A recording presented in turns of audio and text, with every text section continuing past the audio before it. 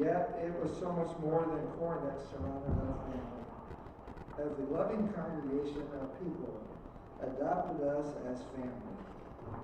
We were a family a long way from our roots here in Oregon, and who we came and those that congregation and friends that we made in Kokomo, who we came to know as aunts, uncles, sisters, and brothers, we continue to hold dear to this day. At age 4, Karen moved with her family to Indianapolis, Indiana, where she attended school number 57. Yes, a school with a number instead of a name. And I'm sure the school was fine, but Karen hated going to the basement for lunch there. One had to stand in a very straight line, endure the smells of cooked spinach, and contend with older kids that were there through the 8th grade. But we lived on Butler Street in Indianapolis, a street filled with families and an abundant number of kids to play with. Young and old, we would play kick the can late into the hot summer Midwest nights. In 1970, our family moved to Portland, where Karen attended William Walker Elementary School, no spinach there, Meadow Park Middle School, and Sunset High School. During those years, Karen became an avid reader. Last one to bed in our family, Karen could often be found under the covers reading with a flashlight so as not to be discovered. Not only did Karen read, but one of her passions was to gather her friends in costume and in some small way, step into those stories of her favorite books. Karen played the flute in the high school band at Sunset, along with my sister-in-law as a fellow flute player and brother-in-law on the French horn. In 1978, Karen ventured to Adelaide, Australia with Mom and Dad for a full year, where she completed her junior year of high school, experiencing Aussie accents, school uniforms, canteen lunches, and I'm not sure about the spinach in Australia, and experiencing the Aussie life to the fullest.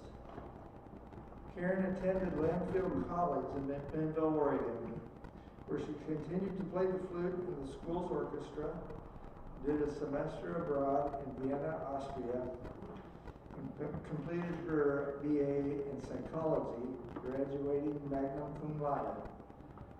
In addition to making the lifelong friends of Linfield, who you'll hear from later, Karen, during her first year of college, met her future husband, Matt Bissett.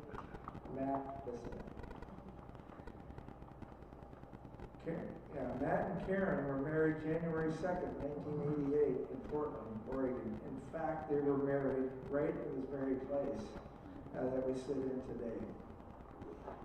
Karen and Matt made Portland their lifelong home, raising their 3 boys, Nathan, Galen, and Corey, in and around Multnomah Village.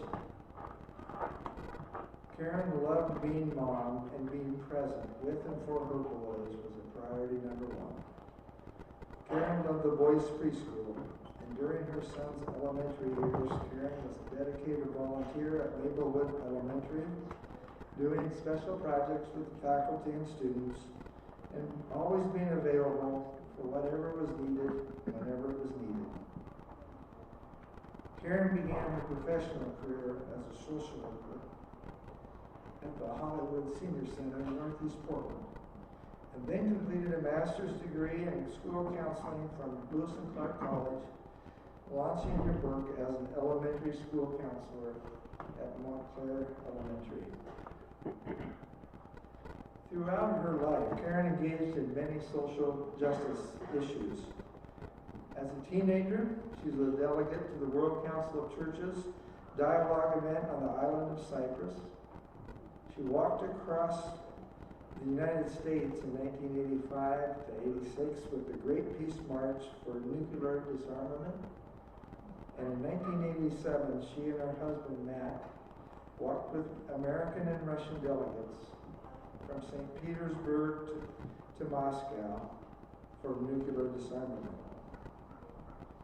From 1991, Karen was also involved with the Parent Support Center in Portland, promoting parenting techniques from Joanne Nordling's book, Caring Discipline, with the goal to reduce child abuse and enrich the parenting experience. Karen was committed and an avid parenting student, teacher, board member, and administrator. As we all know, over the past 14 years, Karen faced life-threatening challenges, including a stem cell transplant for acute myeloid leukemia, as well as a double lung transplant due to the resulting complications. Karen was unwaveringly supported by her loving husband, Matt, children, parents, family, and so many friends, many of which you all are here today. Karen's resilience and strength was an inspiration for us all. I often called Karen a true double miracle, fighting through it all with a deep resolve to live life to the fullest, despite the challenges.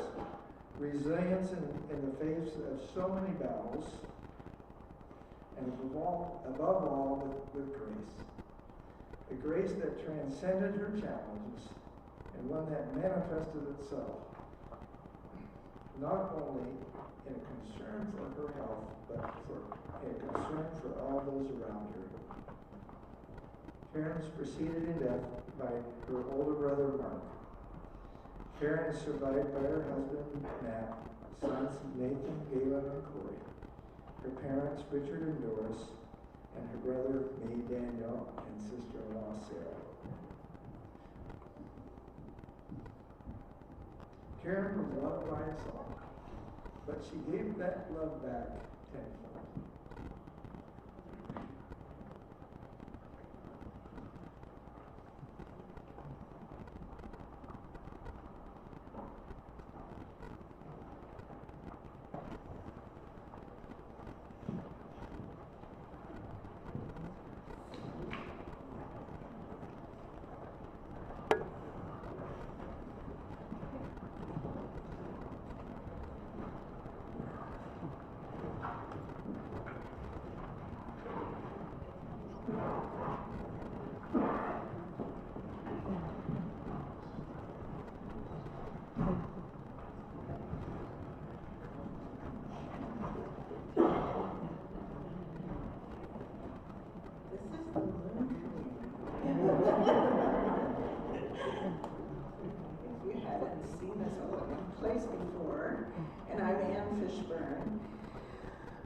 Karen invited me into the room. I don't know any of these women, and probably most people I know today in Portland, except for Karen.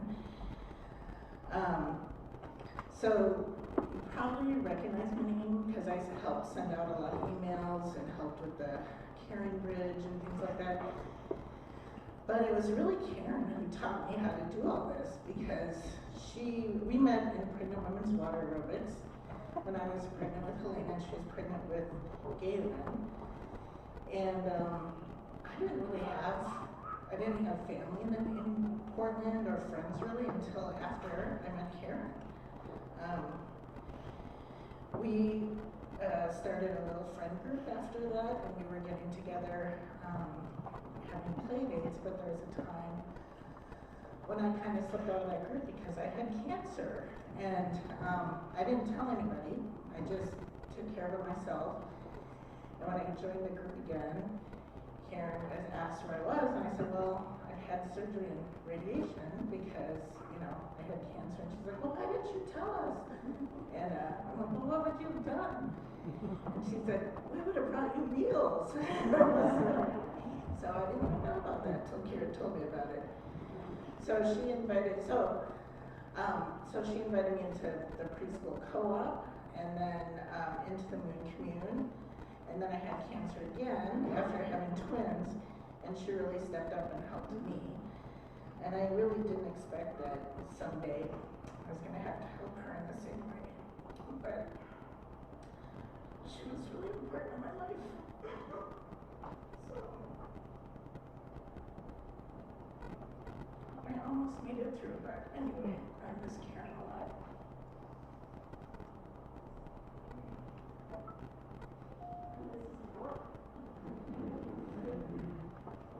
A little shorter than Ann.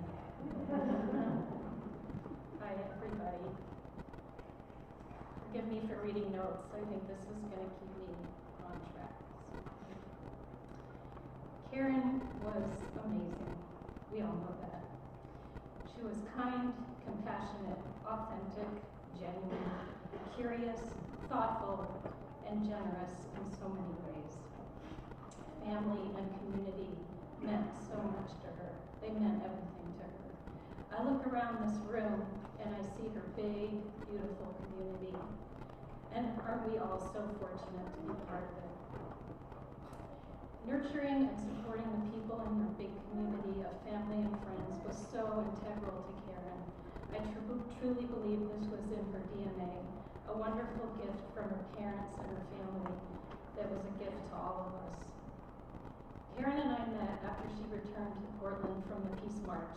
I had heard so many wonderful comments about her while I was working at the Hollywood Senior Center, where she had also worked. Her beautiful smile, warmth, and curiosity, her love of fun, and her ability to be authentic and genuine with people were truly captivating. I was immediately drawn in when I met her.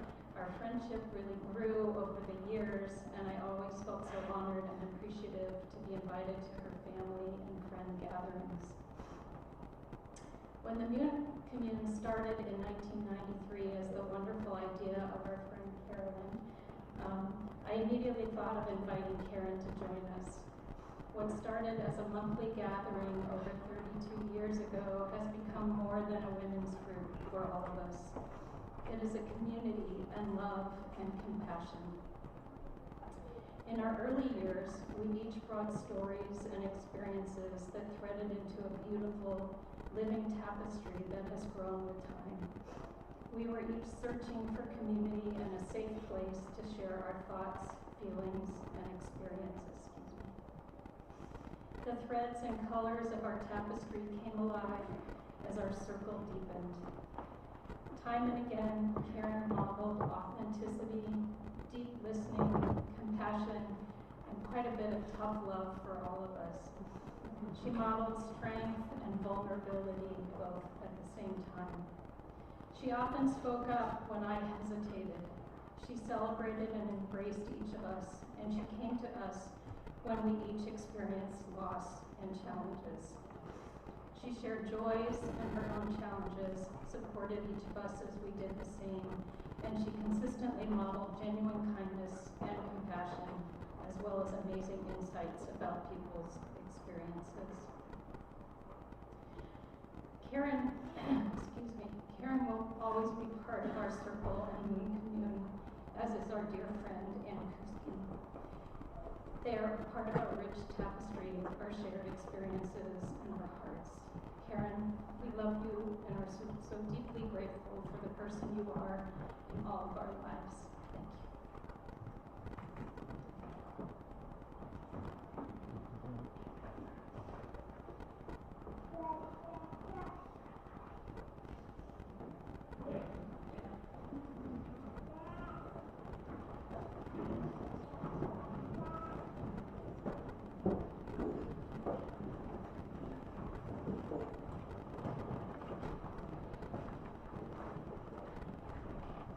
Thank you.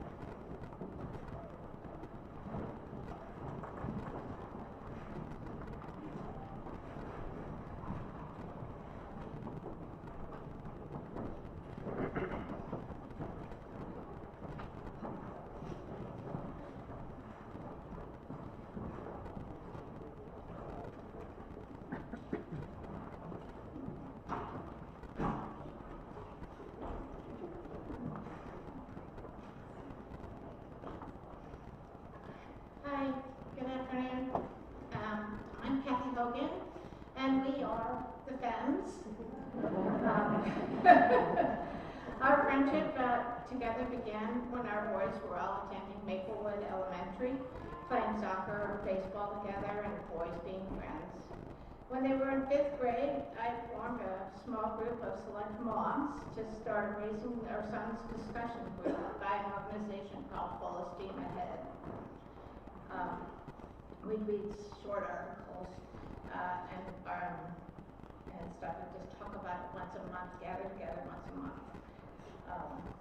For me, it was a night out with some really great women who I loved and really enjoyed and respected. The group was Liz, who has twins, Tom and Isaac, Jane, who has Sean, Shelley is not able to be here today, who has Elliot, Claire with Christopher, Joan, who has Harrison, Carol, who has Zeb, Janet, who has Karen, of course, Nathan, and myself, who has my son Jack. After we finished the meetings, we decided to keep getting together because we were enjoying each other so much. And more importantly, we were learning about what homework or projects our kids were supposed to be working on in middle school. So we always had referred to ourselves as the Full Esteem Ahead group after the program. But we decided to rename ourselves as the Femmes, as we were no longer doing that. And throughout the years, we've just been celebrating holidays and birthdays. We've had 3 weddings. We've supported each other through divorces and various cancer diagnoses, surgeries, a lung transplant, a bad car accident, and the loss of 2 of our boys.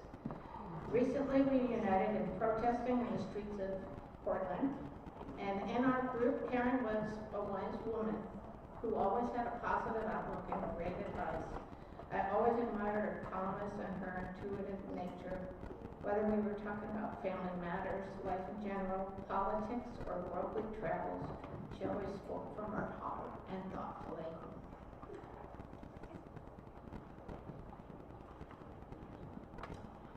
Karen was a loyal and true friend, and she held what we shared in confidence. She was someone you could always count on. And I never heard her speak badly about anyone or be overly critical. She was often the last person to speak in our group gatherings, but she was always that wonderful, generous listener. She was a gentle woman who exuded kindness and caring for us, and she paid attention to how others were doing. She could become deeply concerned for our own well-being. But even when life for her was incredibly hard, we noticed how Karen was grateful for the small things. She chose positivity when many people would have become negative or simply overwhelmed. She focused and spoke on what she was looking forward to, for example, a trip, time with her kids, or being with her family.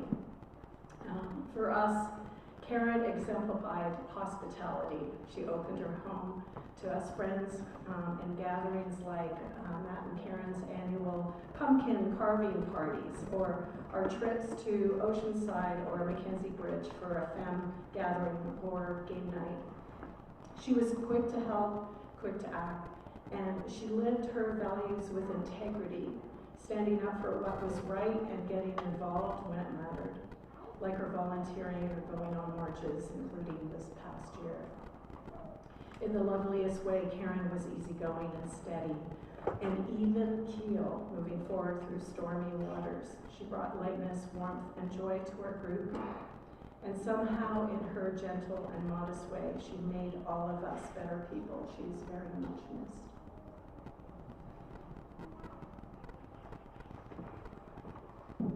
So, as Liz has said,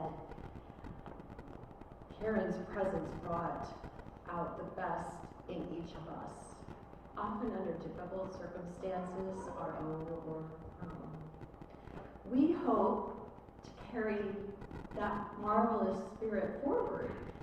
And for her family, Dick, Doris, and Dan, and her beloved Matt, Nathan, Galen, and Corey, we hope you feel lifted, as we do, and that you will continue to feel lifted again and again. as you remember and are continued to be guided by Karen. But, lest we forget, one of Karen's most wonderful attributes, we have a humorous story to tell you about her great humor. Well, you see, this group may seem like kind of a tragic group, but we have a lot of fun. And Karen was definitely part and parcel to all of that fun.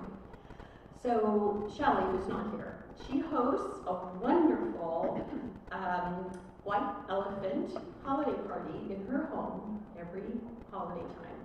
This year came around and Shelley said, should we do it? But Karen's so sick, and we were hemming and hawing, when could it be, should we do it? Karen couldn't come because she wasn't feeling well. However, in her usual, very well thought out approach, she had already chosen her white elephant, and she was adamant that she had the perfect gift for us and we were going to go and enjoy it. She was right.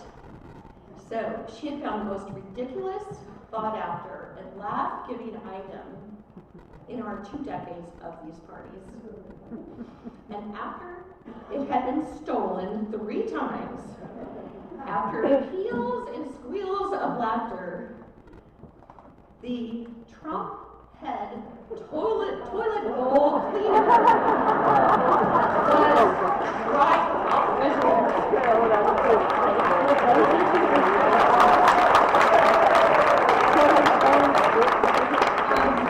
it was triumphantly won by Shelley.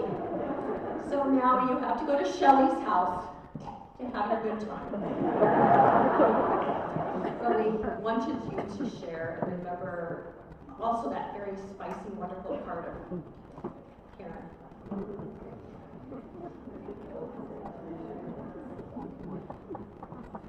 A lot of the joy we shared with Karen was through music and dancing. When we we danced a lot with the Femmes House Band, the New Iberians, at all of our various celebrations. We had a fun weekend at Mackenzie Bridge where one of us decided, wouldn't it be fun to jump into that frigid cold river? But then we jumped back in the hot tub, back in the river, back in the hot tub. And we learned fun new vocabulary words while playing Cards Against Humanity. But we ended the night dancing as only women, I think at that time in their 50s and 60s could, to Bruno Mars' Uptown Funk.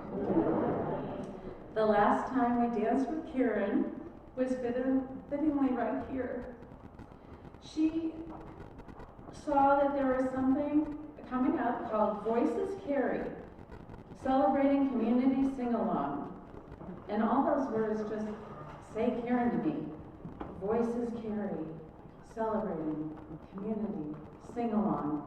So we got here early so we could get in that front row, and the band and audience knew it was going to be a sing-along, but they didn't know it was going to be a dance-along, because the very first song we were up dancing, and we got the whole crowd dancing, and Karen danced as much as she could. So dear Karen, we look forward to the next time we are dancing with you again.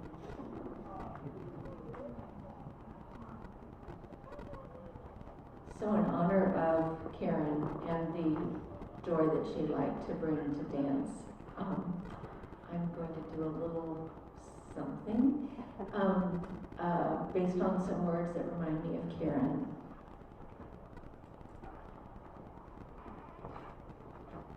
The first word is strength.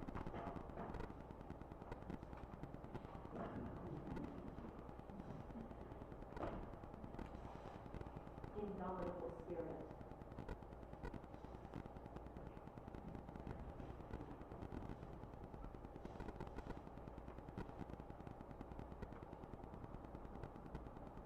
And last but not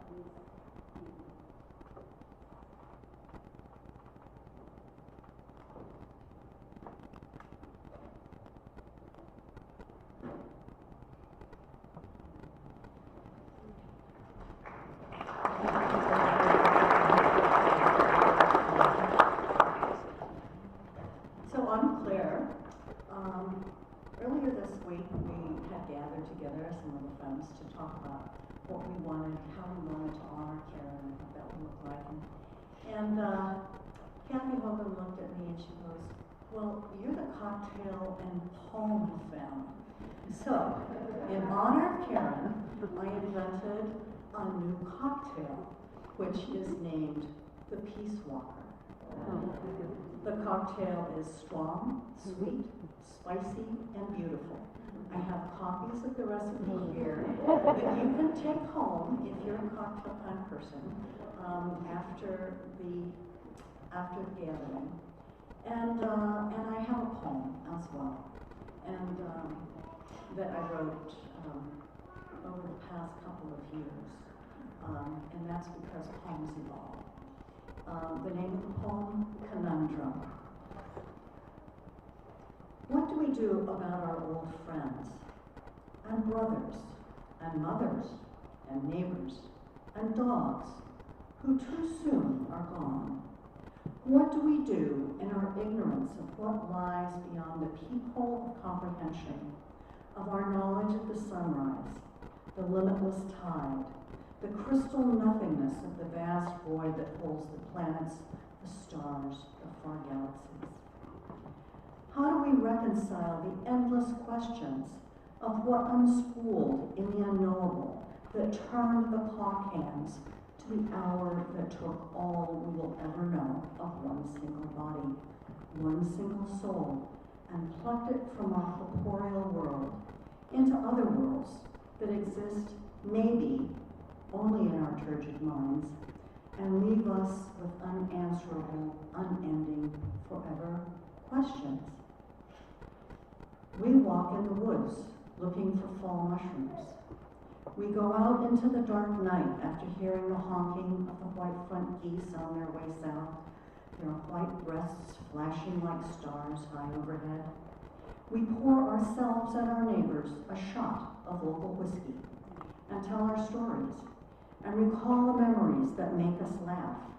And finally, with sighs, we slide under our covers, pull them to our chin, and breathing the cool night air deeply, we drift into dreams and softly await the lightning of the heavy, deep night, when the sun dares to pull itself up over the eastern mountains, and we begin again.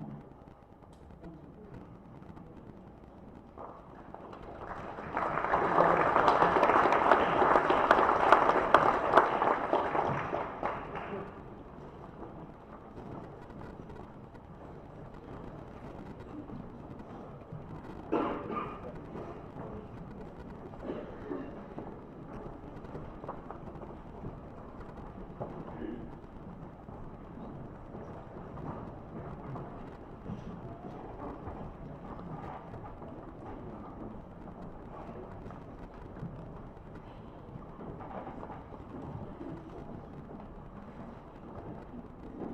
Hi, I'm Carol Lowry. I knew Karen from Linfield, so we are the Linfield family.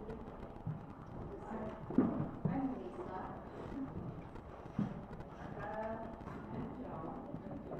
So I also just want to add, so Karen and I also shared a really strong history in McKenzie Bridge. My grandparents grew up there, my mom grew up there. She shared that history. And we also, Karen and I agreed that we were trained from early on by our grandparents who never, listen friends, we never get in McKenzie because it's freezing cold and it can wash away. And that would be the end of it. I have never swam in the McKenzie River. I'm fortunate to have gotten a place there where my mom and my partner and Karen's parents live a 5-minute walk from our house, and I promise you I will get there soon.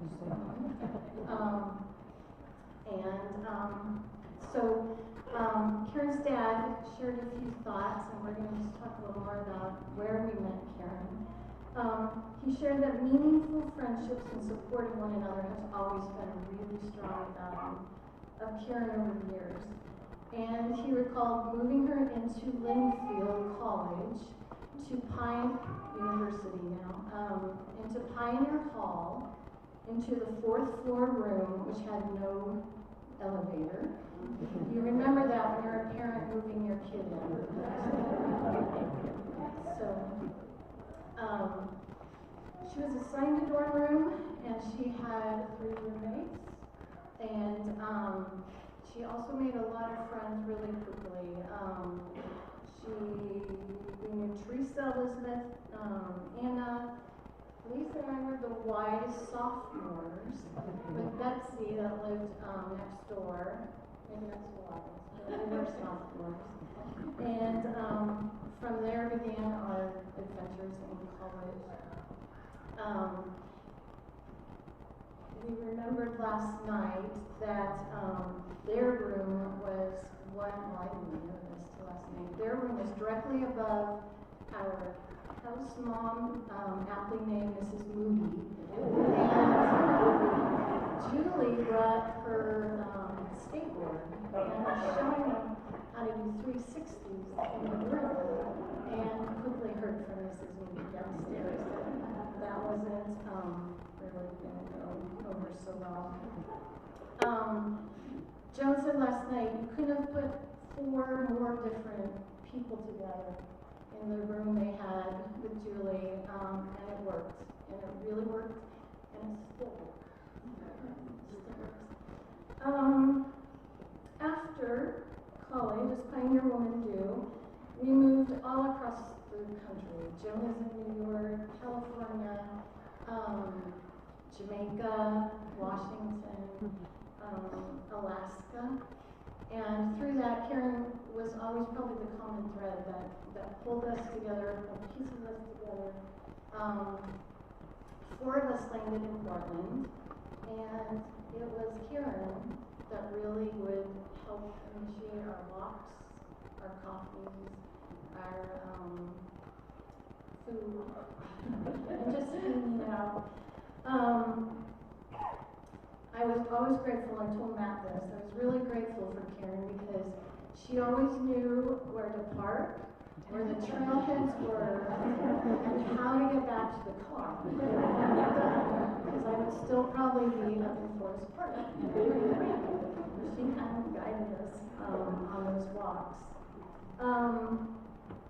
So our friend Julie, we didn't rehearse this. So our friend Julie began, she was a teacher for Portland Public Schools, I worked for them, and she retired from teaching and she became a songwriter musician. And as we walked, she would sing to us, she would tell us where her ideas came from, a new gig she had, rehearsals, and I just vicariously lived through this, can't imagine in my wildest dreams getting up. I'm not going to sing or dance, she didn't teach me any of that. But it was pretty incredible. I mean, she was so brave and so courageous. And it was really fun to share those times together. So we lost Julie about 1.5 years ago. And yeah. So Julie, we're going to play a little bit of a song. Julie was really important to Karen, and I think their beginning relationship as roommates and friends for life just really was strong. So in her honor, and in her honor of Karen and Julie's friendship and bravery, love of adventure, and just living life full, we're going to play just a little bit of her song called Sister Song. And you can dance,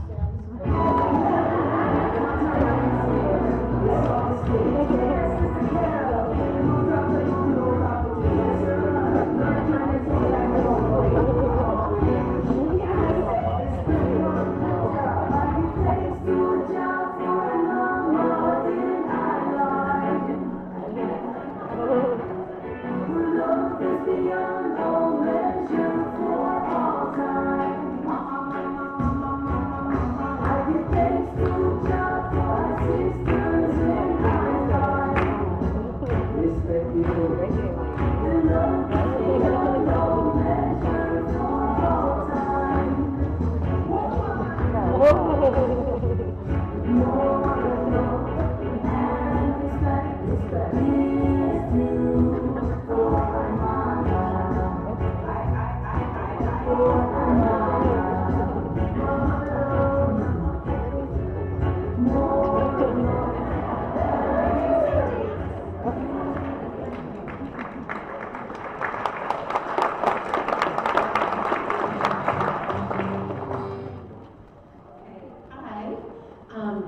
Kristen, and my brother Sean told me that I can't cry, so, okay, I try to do what he says. But Karen was my chosen sister since second grade, and because we both only had brothers, and bossy brothers, so she taught me a lot throughout the years, and I think that the poem that Maya Angelou wrote really embodies Karen. People will forget what you said and forget what you did. They'll never forget how it made you feel. And that's Karen. She made us all feel very special. And I was her best friend, but I'm sure there's lots of you out there that were her best friend also, because that's how Karen was. And Sean, Karen, and I, in high school, we sang together a lot. We actually sang right here in this space a lot. But we also mostly sang Beatles songs, and we had a couple that we were going to sing, and then we sent the words to Dan, and he's like, "Oh, maybe not." Let's try "Morning Has Broken" and "Simple Gifts." Let's try that. So this is a sing-along. You've heard that Karen likes sing-alongs, and we like sing-alongs. So we're here. We're going to sing, but we want you to sing with us. Okay, so here we go.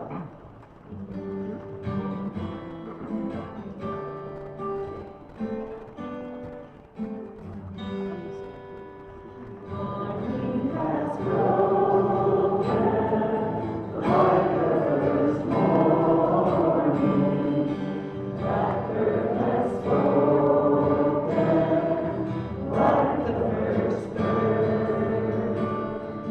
Praise for the singing, praise for the morning, praise for them springing fresh from the word. Sweet melodies do fall, somewhere from heaven, like the first dew fall on the first grass. Praise for the sweetness of the wet garden, sprung in completeness where his feet pass. Mine is the sunrise, mine is the morning, born of the one light, even soft rain. Praise with elation, praise every morning, God's recreation of the new day. Morning has broken like the first morning. Blackbird has spoken like the first bird. Praise for the singing, praise for the morning, praise for them springing fresh from the word. And the second song we're going to sing together. You guys did a great job. But you could be a little louder because I'm on a microphone. I don't want to only hear myself. So sing with me, please.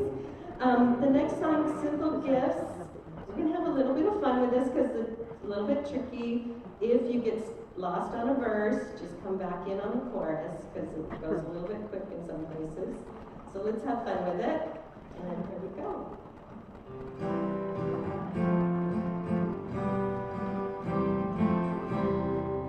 Tis a gift to be simple, tis a gift to be free, tis a gift to come down where you want to be.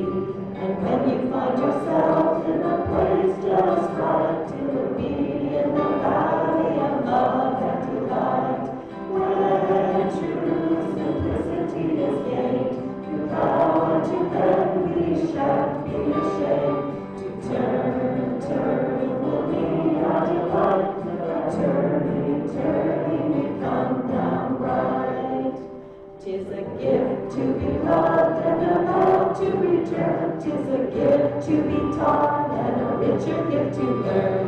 When we expect of others what we try to live each day, then we'll all live together and learn to say, when true simplicity is gained, to bow and to bend we shan't be ashamed. To turn, turn will be our delight. Turning, turning, we come down right. 'Tis a gift to have friends and a true friend to be. 'Tis the gift to think of others, not to only think of me. And when we hear what others really think and really feel, then we'll all live together and love that is real. When true simplicity is gained, to bow and to bend we shan't be ashamed. To turn, turn will be our delight. Turning, turning, we come round right. So my name is Sean. I spent a lot of time with ours and with Karen all through grade school and high school and even into college, as Kristen said. Probably talked to Karen almost every day back then. And sometimes I really haven't had a conversation with Karen, a deep conversation with her since then. And it's been over 40 years. But every now and then, I think of something and I'm like, oh yeah, I learned that from Karen, or Karen used to say that. And that's the way it is with people who come into your life, and they can be there forever, even if they're not physically there. And that's the way it is with grief as well. You'll go on through the next few days and weeks, months, years, and something will be said, or you'll see something, or you'll smell something, and you'll think, oh, Karen, right? It's like it's like a handprint on your heart. And I didn't really have a deep conversation with Karen, really, except for maybe 40 years ago, when she walked across the country. They started out in Santa Monica, and they made it all the way to Claremont, which is not very far. We were living in Claremont at the time, and something happened, and the whole thing just kind of disbanded. This went away. I don't know if it was money or politics or what. But Karen came to me, we were living in Claremont, she said, hey, me and a couple of friends need to go to Las Vegas, will you take us to Las Vegas? And then they were going to meet up with some other people there and continue the journey across the country. And so we piled into my little Volkswagen Bug with all of their stuff. I'm pretty sure the windows were open because they hadn't showered in several days. And that was really the last time that I had a deep conversation with her, even though, we saw her. I've been with the family and seen her quite a bit over the last years, but not that deep conversation. Then I was listening to my Spotify or Apple Music or whatever I was listening to, and this song came up, and I thought, yeah, this would be appropriate to share with you all about the way I feel about Karen. Some of you might recognize it from the Broadway musical Wicked, or from the movie. I've heard it said that people come into our lives for a reason, bringing something we must learn, and we are led to those who help us most to grow, if we let them. Well, I don't know if I believe that's true, but I know who I am today because I knew you. Who can say if I've been changed for the better? But because I knew you, I've been changed for good.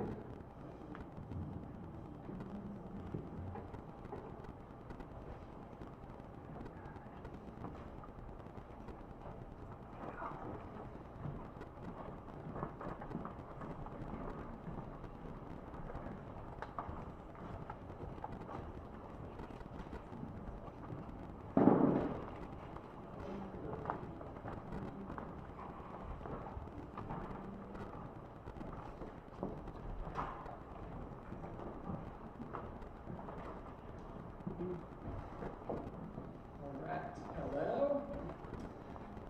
So we're here as boys. Corey, Galen, and Nathan. Okay, kept it short to get the best chance here, but we'll give it a go. Okay. So my mom was my favorite person. She and I did so much together over the years, from big international trips, to eating kettle corn on Saturday mornings at the farmer's market, spontaneously deciding to drive to Helvetia Tavern for a big burger. And we're big. Watching way too many cooking shows when COVID hit and we got locked down together in a hotel room for a month. Nowhere to go. Or just doing the 1-2 shopping combo at Costco Winco countless times. What my mind just kept returning to most this past month is that it didn't matter what we were doing. It was just so easy to be there doing it with her. Her presence was always so calming, while still encouraging you to find joy, adventure, and excitement in anything that came your way. The feeling from her of complete openness, free of any kind of judgment, made me feel so safe no matter what the situation, and really instilled in me the power that true kindness can hold. I loved to just be together with her. One of the things that I take the most pride in about myself is that I think my mom and I are a lot alike. I truly looked up to her in her approach to life and the people around her, friend or stranger. If I could follow her lead and bring even a fraction of her kindness into the world, I know I will have made her proud.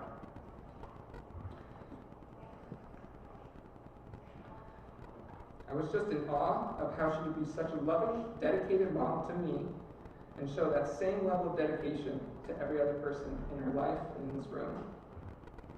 She was always there when I picked up the phone.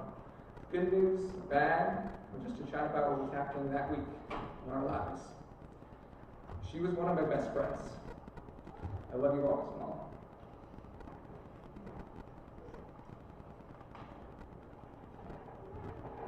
Hello, I'm Galen, the middle child.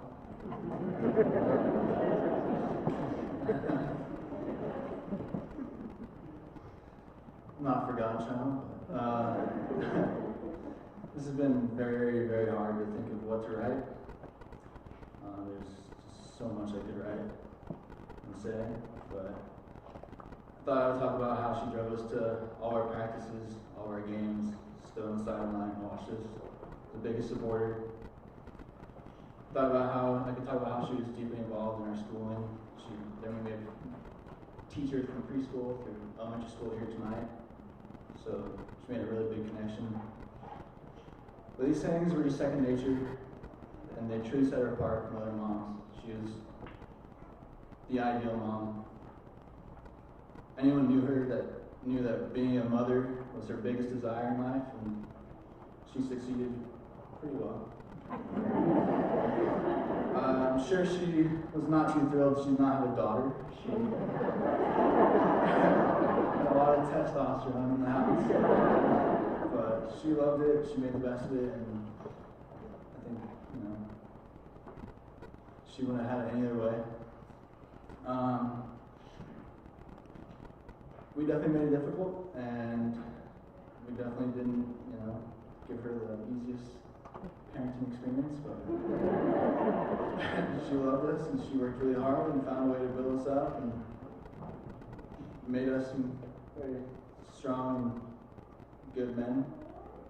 And reality that she's gone is not fully set in yet, but looking at everybody here, she's never gonna be gone. She lives in all of us.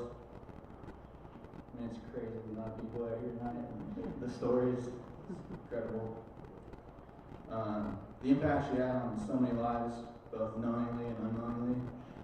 I mean, the Parent Support Center, she probably helped thousands of children, have lives that they probably wouldn't have had if she didn't have the support. I'm going to keep this short because all of you have heard all the great stories tonight. But I just want to leave you with this thought, which captures to me who my mom was. Is that no matter who you are, no matter where you came from, no matter how lost you may feel, you're loved and you matter. And Mom, you matter and you're loved.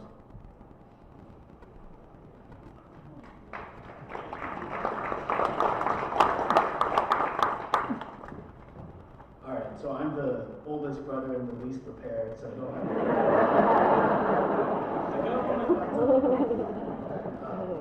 So I remember going through my childhood, and I always asked her if I wanted to know more about my grandparents, where I came from, my culture, and I tell her I honestly did not care at all. She gave me everything that I wanted from her mom, from her parent, and gave me all the support that I needed from her. I grew up with a lot of people that also got adopted and seeing how their relationships were with their parents, and it always made me a little bit worried. It's like, do you love me as much as the rest of your kids? Because that's always a concern. And every single time she said, the day you came to America was one of the happiest days of my life. And every time she said it, it was just insane, unconditional love from her. And I've never felt anything but that from her. I still remember in this last diagnosis that she told us about, that when she gave me a hug, she said, I had to stay strong. And I think that goes to show how much she just cared about everyone. Not just me, but everyone here. She wanted everyone else to feel loved and cared about, and wanted them to make sure that they were okay, even though she was going through the toughest battles. Even when she was going through cancer, with leukemia, and with her lung transplant, she always asked, how are you doing? And I always felt that was amazing, because even though she's going through all this, she just wanted to make sure that we were doing great. So I think at the end of the day, we want to make sure that we keep that spirit of her to stay strong together, take care of each other, help each other out, help others out as much as we possibly can, and be able to carry that memory and that same spirit with her going on forward.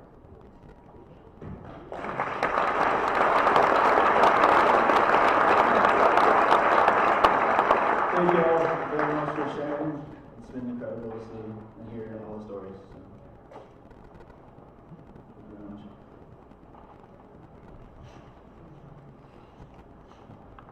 I guess we'll now open up for if other people want to share stories.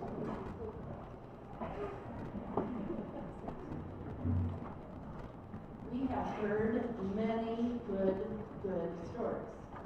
And we've heard stories from all different parts of Karen's life, because the thing about a life is you have millions and millions and millions of moments, and you're the only one that sees all of them. Everyone else sees a few. One or two here, some parts there, some parts of a life here and there. So even though you've heard so many stories, I want you to hold for a minute one or two of your favorite stories in your heart and just hold it for a minute. And look around the room and realize that every person is doing that. And I also know that there are a few things that just have to be said, of stories of parts of Karen that we have not yet heard about, even with the stories we've heard. So we are opening up this microphone. If you'll get in the line right here, if you have a story, a memory, an image that you want to bring to us to show us just one more moment of Karen's life, we invite you to come. Line here. And come back. I know some people. Here we go. I'm going to make a list for you, and if you'll just line up this way. That would be nice.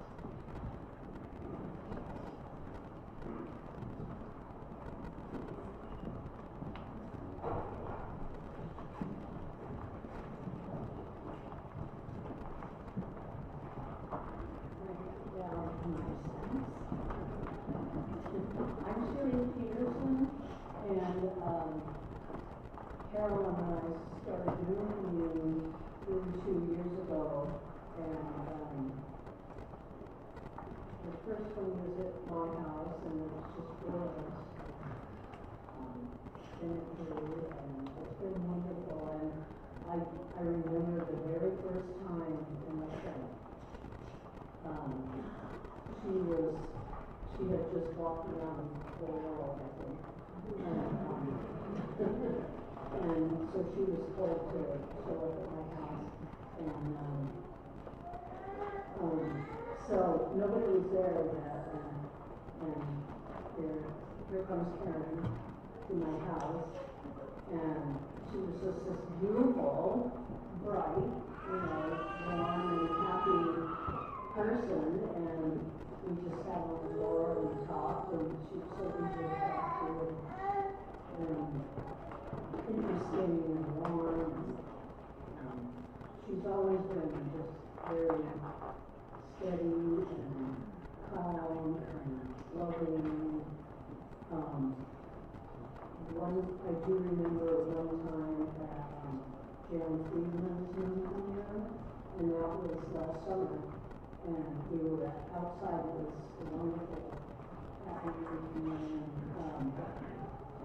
I went and sat down next to Karen at this table, and I thought, oh my gosh, she was like a vision. She's just so beautiful. She had this beautiful bright blue skirt on and a beautiful matching blue blouse, and just sitting there so lovely, and I'm thinking, should I be doing something like that? It's scary. She was just so, I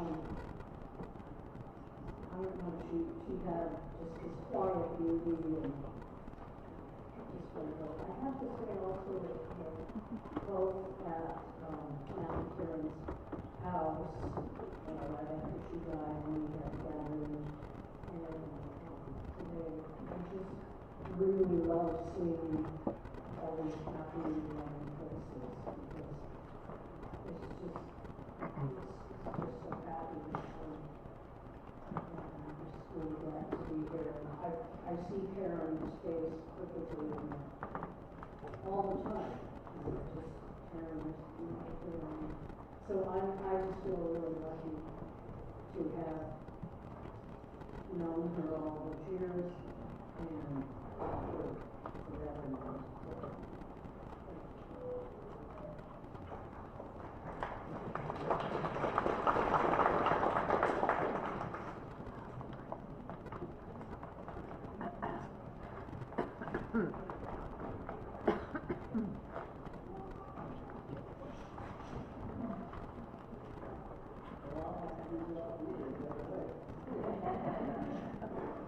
I'm Judith Bissonette, Alder, and I'm Matt's mother. There you are, Matt. Yes, you all said it all already. My experience with wonderful Matt, the darling grandchildren of ours,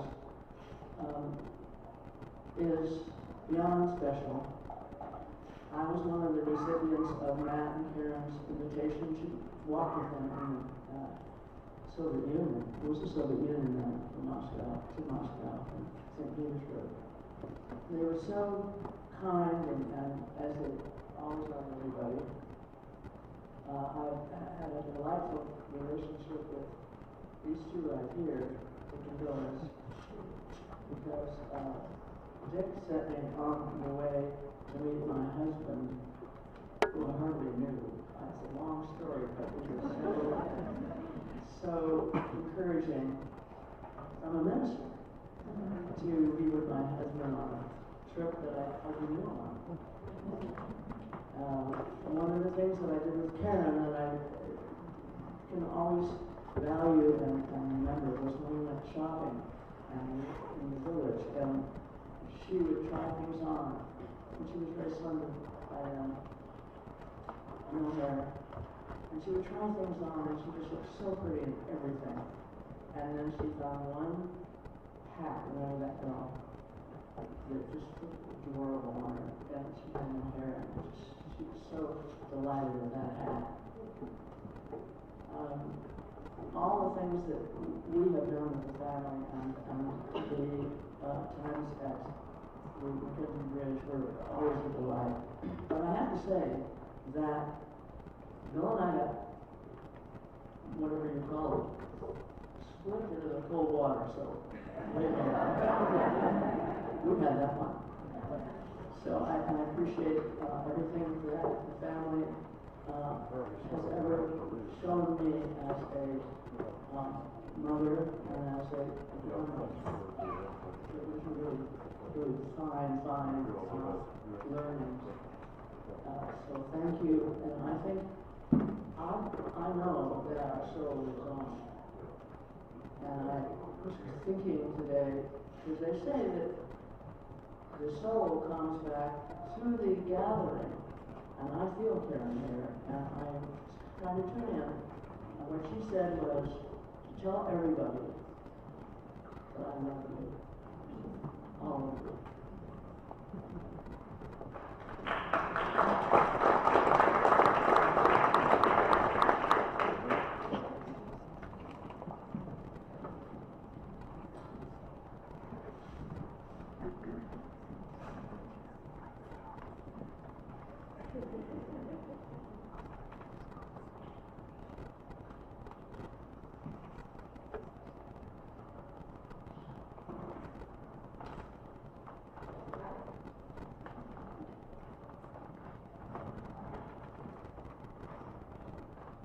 I wish I wasn't so emotional.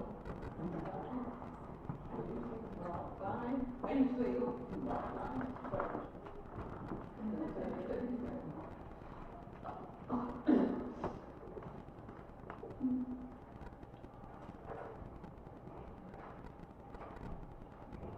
I am.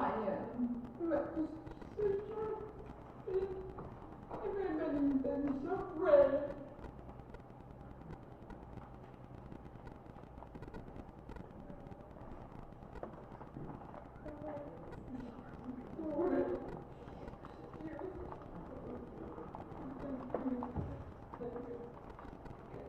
I wrote a letter last week, about a week and a half ago.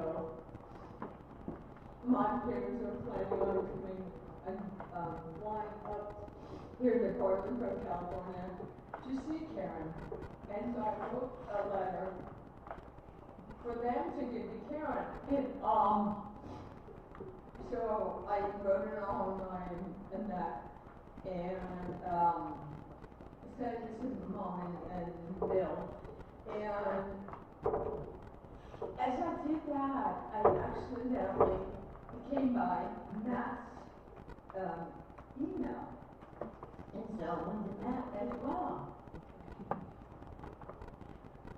Ironically enough, it was unfortunately too late because Karen passed, and Matt said, please don't come because it's a waste of time to start trying to get onto the plane, et cetera, et cetera. And so, but the letter went to Matt, and Matt read it to Karen the night before Karen passed.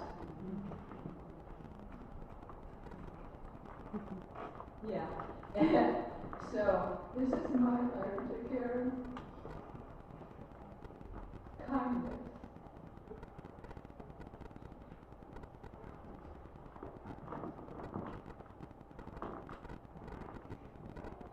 Kindness, love, and friendship have been present since I met you. I thank you so much for that. Moments are brightened by your positive attitude. You have shown more courage and determination.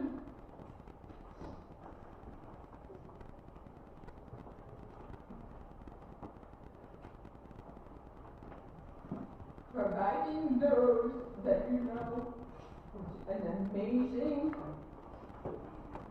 example. I love you now and also.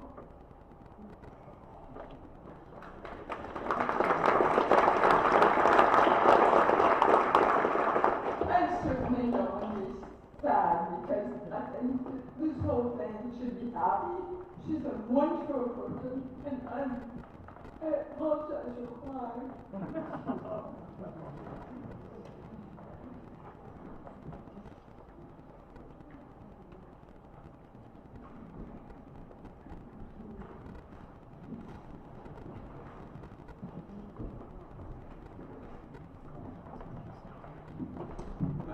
I'm Sam Serkin, and this is Zoe. And we didn't prepare anything, but we share a lot with this family. We share adoption. Who was adopted? We share raising challenging boys.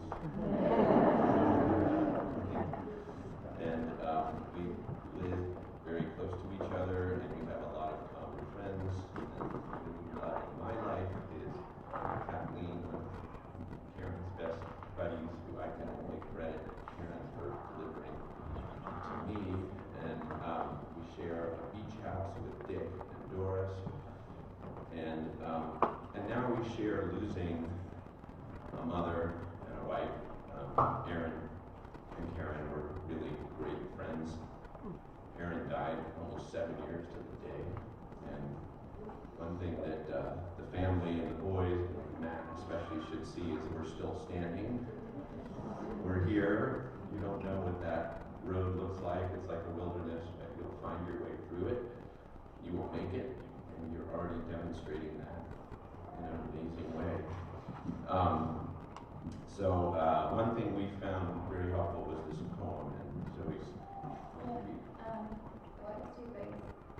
This morning when I was in the shower, doing shower thoughts, I was kind of thinking, about Karen and how I viewed her. I was always kind of the younger sibling. My brother was good buddies with Galen, so I was always kind of the tag along younger girl. And I realized that when I think of Karen, and I feel like most of my time spent with her was as a child, but when I think of her laughing. That's how I picture her. And then this is a poem that we found right after my mom passed in 2018. And I feel like it really helped me in the early days when nothing made sense. So I thought we could share.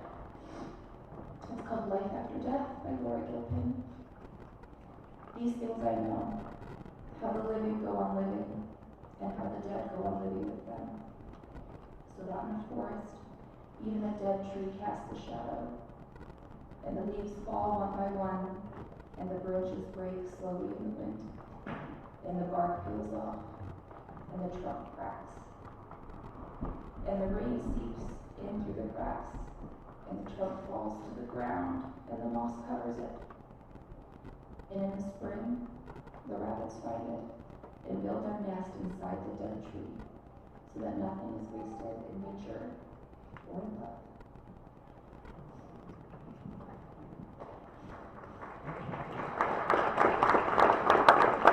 Many thanks to Karen for my kids, they were together in raising these amazing kids.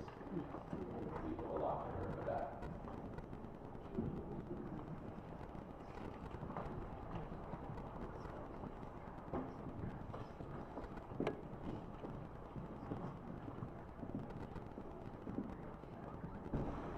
Thank you for your words and for your stories, and for being here today, for the grace of your presence and for the love it represents. Your stories will continue, and when you meet each other, tell your stories. That's how we stay together.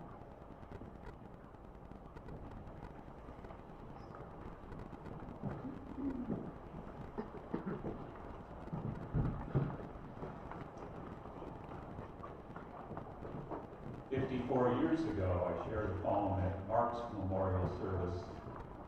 Here I am again. This poem comes from Corey. Where are you, Corey? Oh, there he is, back there. Back there.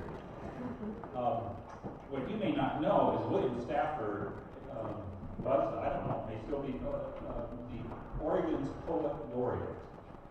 And he had invited a group of children to write poems And he chose from that group several poems to publish in a book. And Corey's poem about his mother was one of those.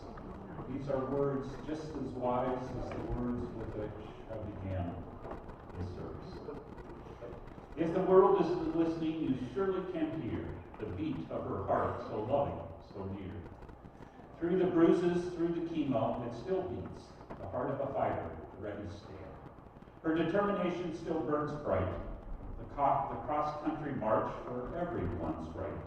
The bomb stands still as she makes her move, saving the world one step at a time. 3 kids through the schools, playing around, being fools. Through their mistakes, the beat still strong, helping them live so very long. If the world is listening, it would be deafening, the beat, the sound that changed my life, the sound that stopped the bombs, the sound of my mom's heart, so strong.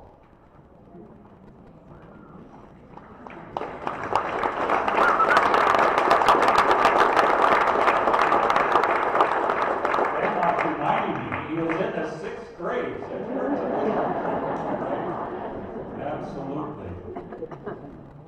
So, before we head off for some refreshments, I just hope that the stories you've heard will inspire you to keep it going, to keep sharing those stories with one another and with the family, because it's in the sharing of those stories that our loved ones live on in our hearts forever. After I close, we'll hear the flute once again to play us out. This Sanskrit proverb from the 5th century seems appropriate to this time. Look to this day, for it is life, the very life of life. It is brief. In its brief course lie all, the realities of verities of existence, the bliss of growth, the splendor of action, the glory of power. For yesterday is but a dream, and tomorrow is only a vision. But today, well lived, makes every yesterday a dream of happiness, and every tomorrow a vision of hope. Look well, therefore, to this day.